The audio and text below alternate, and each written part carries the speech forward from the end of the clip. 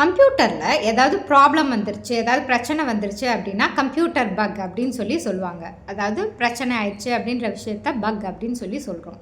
இந்த பக் அப்படிங்கிற இந்த வேர்ட் எப்படி வந்துச்சு அப்படின்னு தெரியுமா? 1947 அண்ட் 9th செப்டம்பர் அன்னைக்கு 1947 9th செப்டம்பர் அன்னைக்கு ஹார்வர்ட் யூனிவர்சிட்டியில் இன்ஜினியர்ஸ்லாம் வந்து ஒர்க் பண்ணிகிட்டு இருந்திருக்காங்க. அவங்க ஒர்க் பண்ணிகிட்டு இருக்கும்போது கம்ப்யூட்டர் வந்து ரன் ஆகலை, பிரச்சனை ஆயிடுச்சு. என்ன பிரச்சனை ஆயிடுச்சு, என்ன ப்ராப்ளம்னு சொல்லி அவங்க பார்க்கும்போது, எல்லாத்தையும் செக் பண்ணி பார்க்கும்போது, ஒரு மோத் வந்து அந்த பூச்சி ஒரு பக்கு வந்து என்ன பண்ணுச்சுன்னா, அந்த கம்ப்யூட்டர் காம்பனன்ட்ஸ் ஏதோ ஒரு காம்பனண்ட்டில் போய் ஸ்டக் ஆகி டை ஆகி செத்து போய் இருந்திருக்கு.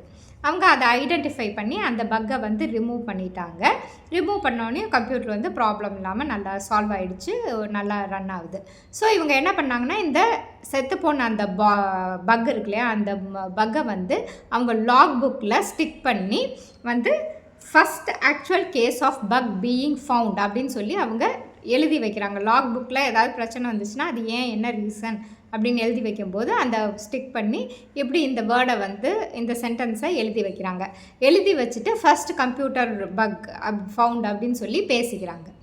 அப்போலேருந்து தான் அந்த பக்குன்ற வேர்டு, அந்த பக்குனால அந்த பிரச்சனை ஃபஸ்ட் அக்கர் ஆனதுனால கம்ப்யூட்டரில் ஏதாவது பிரச்சனை அப்படின்னு வந்தாலே கம்ப்யூட்டர் பக் அப்படின்றது அந்த இடத்துலேருந்து தான் வந்து ஆரம்பிச்சது.